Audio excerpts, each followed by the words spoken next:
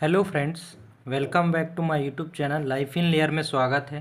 Friends, अभी एक दो दिन में अभी मेरा कल एग्ज़ाम था एमपी फॉरेस्ट का, जिसमें मैंने एग्ज़ाम में लगभग क्वेश्चन में भी बताता हूँ कितने सही किया कितने गलत किया, सब कुछ ए टू जेड चीज़ें बताऊँगा, बिल्कुल सच बताऊँगा। जो जो एग्ज़ाम में आया है मुझे 100% याद है कि मुझे क्या क्या एग्ज़ाम में पूछा गया है। बहुत इजी पेपर था फ्रेंड्स। आज हम इसी विषय पे बात करेंगे, एमपी फॉरेस्ट और जेल प्रहरी का जो पेपर था इसके एनालाइज में। तो इसमें बहुत इजी पेपर आया था, लगभग 90 प्लस करने जैसा क्वेश्चन, तो 100 के 100 भी कुछ लोगों ने किए होंगे। मेरी दरअसल इंग्लिश थोड़ी वीक है, इस वजह से मैंने नहीं किया। कुछ टॉपिक्स हैं जिनको मैं बताते जा रहा हूँ, किस तरह से क्वेश्चन आ रहे हैं, क्या आ रहे हैं, जो आप आने वाली कल या परसों जो एग्ज़ाम है उनके लिए तैयारी कर सकते हैं। बहुत जल्दी, लगभग 4 से 5 घंटे में आप एग्ज़ाम तैयार कर सकते हैं, इतना अच्छा एग्ज़ाम आ रहा है। PQRS पूछ रहा है लगभग 4 से 5। हाँ, एक चीज़ और है कि इसमें जो एग्ज़ाम पूछ रहा है रैंडम पूछ रहा है, ऐसा नहीं है कि सेक्शन बेस्ड क्वेश्चन नहीं पूछ रहा है कि 20 क्वेश्चन मैथ्स 20 क्वेश्चन हिंदी, अलग अलग नहीं दे रहा। एक से लेके 10 तक दे रहा है, सेक्शन हटा दिया है। दूसरी चीज़, पहले क्वेश्चन में अगर हिंदी है तो दूसरे क्वेश्चन में मैथ्स है, तीसरे क्वेश्चन में MP है। इस तरह से क्वेश्चन पूछ रहा है। आप समझ गए होंगे कि मैं कैसी बात कर रहा हूँ, कि जैसे कि ए टू जेड क्वेश्चन पूरे मिक्सचर आ रहे हैं। इसके बाद इंग्लिश की बात करें तो इंग्लिश में हमारे पास पहला PQRS, लगभग 4 से 5 क्वेश्चन PQRS के बनते हैं, और PQRS के सीधे सीधे क्वेश्चन है, ऑप्शन बेस्ड क्वेश्चन है कि ऑप्शन देखो और समझ जाओगे कि इसमें क्या है। PQRS सही। हाँ, इम्प्रूवमेंट आता है, वो एक क्वेश्चन देता है, उसको अंडरलाइन कर देता है और उसमें से कौन सा इम्प्रूवमेंट कर सकते हैं इस सेंटेंस को, वे क्वेश्चन लगभग ये भी 3 से 4 क्वेश्चन देखने को मिले हैं। एरर बेस्ड क्वेश्चन 2 से 3, कई कई, हाँ 2 से 3 क्वेश्चन तो मिले हैं कि देखने को, लगभग 3 क्वेश्चन तो आए ही हैं। फिल द ब्लैंक इस तरह से नहीं था, पर था 1 2 क्वेश्चन फिलिंग द ब्लैंक के, बाकी इतने कोई खास थे नहीं इसमें।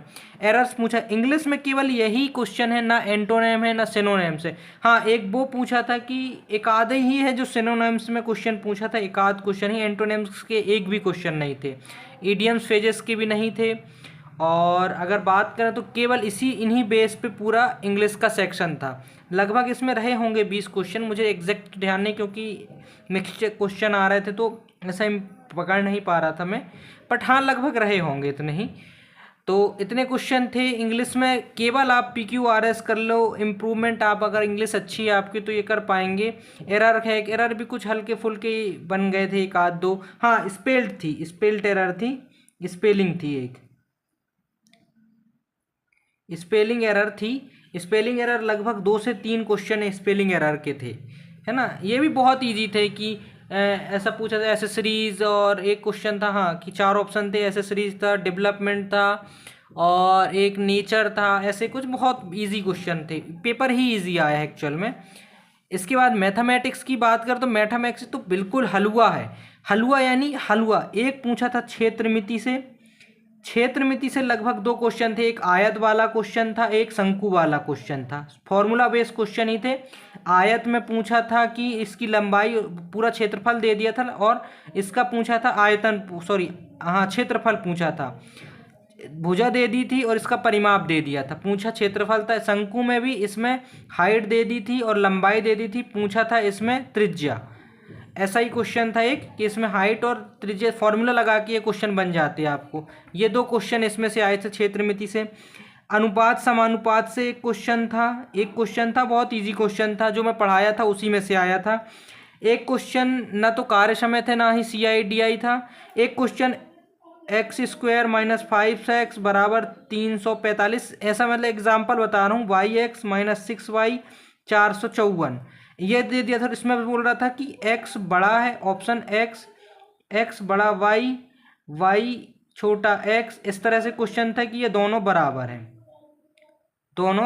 हैं, एक ये क्वेश्चन आए थे, मतलब ऑप्शन बता रहा हूँ, क्वेश्चन ऐसा था। ये 2 इस तरह के 2 क्वेश्चन थे मैथ्स में, है ना। एक क्वेश्चन था कि हाँ DI से क्वेश्चन आए थे, DI से 2 क्वेश्चन थे, बहुत इजी थे, औसत के आधार पे थे कि इन दोनों को ABCD दे दिया था, उसमें कुछ आंकड़े दे दिए थे और बोला था कि इनको मतलब इनका औसत कितना है या कुल योग कितना है, यही क्वेश्चन पूछा था। DI में कुछ खास क्वेश्चन नहीं था, केवल देखना और करना है वाला।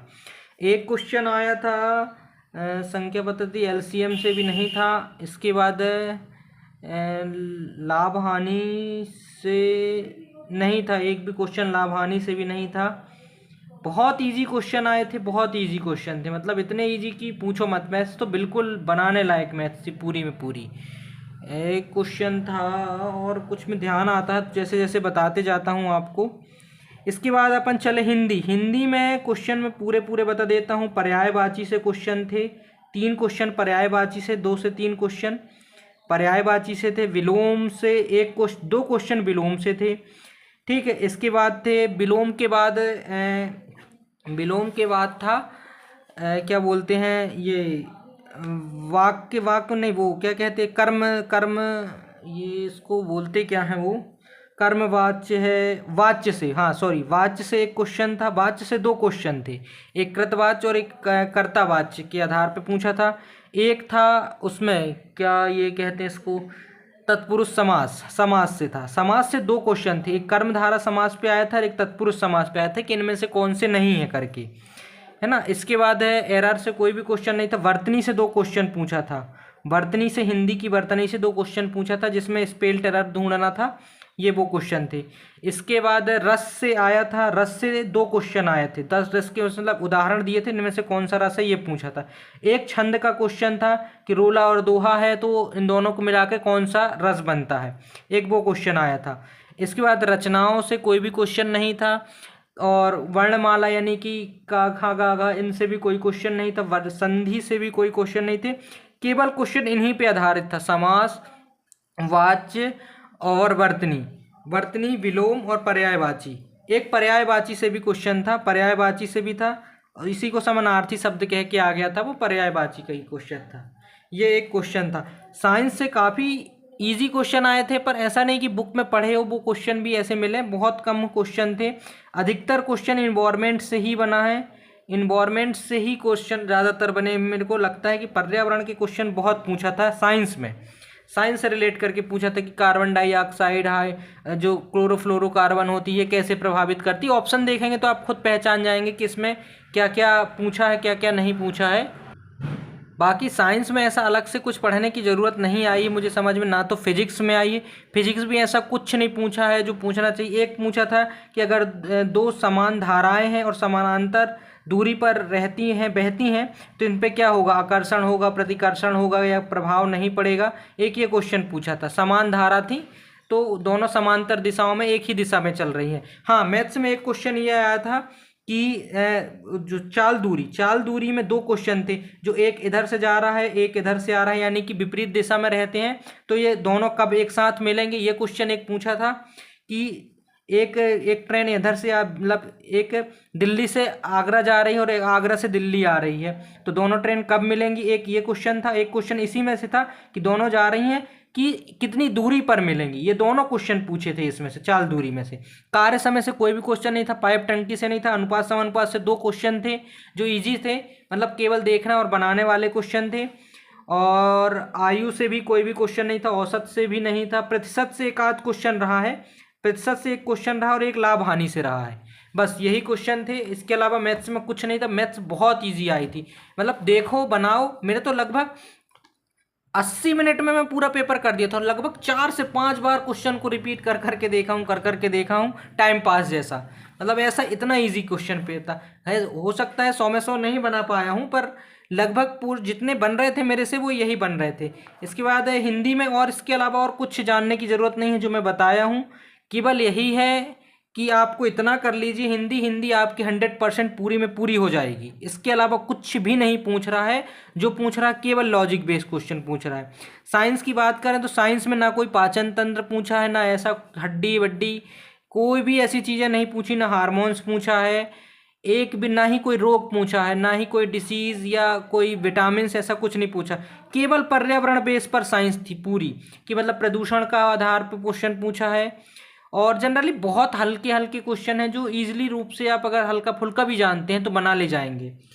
क्योंकि मैंने भी साइंस को ऐसा पढ़ा नहीं था, पर जब देखा एक क्वेश्चन में तो ऑटोमेटिक वो क्वेश्चन मतलब कह रहे थे कि नहीं हाँ इनमें से कोई भी एक है ही करके, उसको पढ़ने की आवश्यकता नहीं थी। पेपर एक्चुअल पढ़ने वालों का था ही नहीं, जो ऐसा कि हल्का फुल्का नॉलेज जानता है, थोड़ा बहुत भी जानता है, वो भी अच्छे नंबर ला सकता है अगर गलती ना किया हो। कि बहुत से लोग थे, मैं देखा हूँ उसमें कि किए तो 90 भी हैं पर 70 बन रहे हैं सही, इसमें से ऐसा बताता है। और 70 सही हैं, 23 गलत हैं, 25 गलत हैं, इतना गलत भी किए हैं। इसके बाद आते हैं एमपी में। एमपी में करंट अफेयर्स से 2 क्वेश्चन थे, करंट अफेयर्स से, हाँ करंट के 2 क्वेश्चन तो थे ही थे, 2 से 3 भी हो सकते हैं पर 2 तो थे, निश्चित रूप से थे। और एमपी में और ऐसा क्या पूछा था, देखो एक पूछा था, हाँ ट्रेन टू पाकिस्तान करके एक लेखक थे, मतलब उसमें से विक्रम सेठ थे, सुखवंत सिंह थे। Train to Pakistan, train to Pakistan, ये मतलब किसने लिखा है, बुक का नाम ये पूछा था एक। एमपी में और ऐसा कुछ खास बिल्कुल भी नहीं पूछा है कि मुझे और ध्यान तो ऐसा आ नहीं रहा है एग्जैक्ट कि एमपी में और ऐसा हल, पर बहुत इजी क्वेश्चन थे। एमपी में भी लगभग 20 क्वेश्चन थे, तो 20 में से 18 क्वेश्चन तो बनाने वाले थे। एक क्वेश्चन वो पूछा था कि नहीं कौन सी रिपोर्ट कौन जारी करता है करके, कभी हाल ही में कोई एक रिपोर्ट जारी हुई है उसके बारे में पूछा था। और ना कोई ऐसे मुख्यमंत्री के नाम पूछा, ना कोई मंत्री के नाम पूछा है। बहुत इजी क्वेश्चन, कि इतने इजी कि आप सोच नहीं सकते, कि जो बुक में बिल्कुल हल्के हल्के दिए हैं। एमपी में भी कोई डेप्थ में क्वेश्चन, ना ही कोई ऐसे मंदिर के क्वेश्चन थे, ना ही कोई जाति का क्वेश्चन था कि कौन सी जनजाति समुदाय कहाँ से इंगित करता है। और ना ही कोई ऐसा क्वेश्चन मुझे मिला है कि प्रथम से भी कोई क्वेश्चन नहीं मिला था, ना पॉलिटिक्स एमपी से भी नहीं मिला था। मतलब एमपी में तो क्या ही बोलूँ मैं, ऐसा क्वेश्चन पूछ रहा था कि बहुत इजी क्वेश्चन। हाँ संभाग पूछा था, एक संभाग की कितने जिले, मतलब अपने मध्य प्रदेश में कितने संभाग, एक क्वेश्चन पूछा था कि 2003 में, उसमें जिले तो खुद दे दिया था कि बुरहानपुर ऐसा करके, सीधी सिंगरौली तो 2009 वाले थे ये, मतलब कि 2003 में ऑप्शन में 2003 2008 था कि कौन से निम्नलिखित में से कौन से जिले 2003 में अलग हुए हैं, ये क्वेश्चन था। इसको पूछा ऐसा था कि वो जिले खुद दे दिया था, उसमें पूछा था सन, कि कौन से सन में ये तीनों जिले अलग हुए हैं करके, एक ये क्वेश्चन था एमपी में। एमपी में और ध्यान आता है तो बताता हूँ। और संभाग जिले और ऐसे कुछ खास क्वेश्चन थे ही नहीं एमपी के, तो मुझे दिखे नहीं ज़्यादा खास क्वेश्चन की जो बताने लायक है। मतलब बहुत इजी क्वेश्चन थे, बहुत इजी। आप मानेंगे ना कि जब एग्ज़ाम देंगे तो आपको खुद लगेगा कि यार बहुत इजी। मतलब लोगों ने तो कोई ऐसे नहीं, मैं नहीं जानता, मेरे वहाँ पे तो वैसे भी अटेंडेंस कम थी, कि अगर 50 सीट है तो जिसमें से 4 या 5 लोग ही एक क्लास में बैठे हैं। मेरी क्लास में तो 4 या 5 ही लोग थे, कि 80 के ऊपर ही किए हैं जितने लोगों ने भी किए हैं। अब भले ही बात अलग है कि उनके 63 या 65 बन रहे हैं, 40 गलत कर दिए हैं। अब मेरी बात बताऊं तो मैंने भी किया है, मेरे को लग रहा था कि मैं तो और इंग्लिश में भी मार देता। दरअसल मैं इंग्लिश में बहुत ज़्यादा गलती कर दिया हूँगा, क्योंकि स्पेल टेरर में हो ही जाती हैं मेरे से गलतियाँ। इंग्लिश में क्या, लगभग इंग्लिश में बहुत गलतियाँ हो ही जाती हैं, ऐसा मेरी इंग्लिश खास है नहीं। बट मैं बात करूं मेरे अटेम्प्ट की, तो मैंने जो अटेम्प्ट किया है यहाँ पे टोटल 90 अटेम्प्ट किया है, 90 में किया है, और मेरे बन रहे थे 78 और 12 गलत। यहाँ देता ऐसा है वो कि आपने सही कितना चिन्हित किया है, चिन्हित किया है, ऐसा दे दिया। और यहाँ दे देता है कि 78। यहाँ आपको फिर मैनुअली एक कीबोर्ड से डालना पड़ता है जब आप सबमिट करेंगे तो। और फिर दे दिया है कि आपने गलत कितना चिन्हित किया है, गलत कितना चिन्हित किया है ये। और यहाँ दे दिया था मेरे 12, और फिर यहाँ अपन को मैनुअली 12 लिखना पड़ेगा और यहाँ 78 लिखना पड़ेगा, ऐसा। अब यानी 78 सही किया हूँ, 12 गलत है, 1/4 की माइनस मार्किंग, यानी 3 नंबर माइनस हो जाएंगे, तो लगभग वही 75 के करीब करीब बनेंगे। पर मेरा एम जेल प्रहरी या वो नहीं था, जेल प्रहरी का या जेल अधीक्षक वाला। मेरा एम था कि वन रक्षक का अगर होता है तो बात है, क्योंकि उसमें फॉरग्राउंड भी है, हाइट भी है। मेरी हाइट की दिक्कत होती है, इस वजह से मैं अभी फ़िलहाल तो फॉरेस्ट का ही फोकस कर रहा हूँ, कि फॉरेस्ट में अगर आता है नाम तो अच्छा है। एक तो मुश्किल है क्योंकि सीट भी कम है, और दूसरी चीज़ एग्ज़ाम का लेवल बहुत ईजी है, बहुत ईजी है। मान लीजिए आप अगर गलती करेंगे तो निश्चित रूप से आपका नंबर घटेगा ही घटेगा। अब एक बच्चा था जिसने 72 किया पर 23 गलत कर दिया, अब उसको घटा के 65 नंबर या 64 नंबर आ जाएंगे। एक बच्चा था जिसने 94 किया और लगभग इसमें भी वैसे ही 70 सही किया था, 24-25 गलत ये कर दिया। तो ऐसे भी हुए हैं यहाँ। तो अब 24 गलत यानी 6 गलत, 60-65 में आके 40-45 वाले तो ढेर थे जो सही किए हैं वाले। बस यही था फ्रेंड्स, इसके अलावा और ऐसा कुछ नहीं है। ना ज़्यादा लोड लेने की आवश्यकता है, ना ज़्यादा आपको पढ़ने की आवश्यकता है। केवल दिमाग को ठंडा रखना, अच्छी नींद लेना एग्ज़ाम के टाइम में, कम से कम 4 से 5 घंटे आराम से आपका एग्ज़ाम बहुत अच्छा जाएगा, बहुत अच्छा जाएगा, ये मेरी गारंटी है। एग्ज़ाम में कुछ ऐसा बहुत भारी नहीं पूछ रहा है, ना आउट ऑफ सिलेबस पूछ रहा है। Thank you friends and all the best आपको आपके आने वाले एग्ज़ाम के लिए। बहुत अच्छे से करिएगा, बहुत धैर्यतापूर्वक करिएगा। टाइम पर्याप्त मिलता है, टाइम की बिल्कुल टेंशन नहीं लीजिएगा आप। Thank you.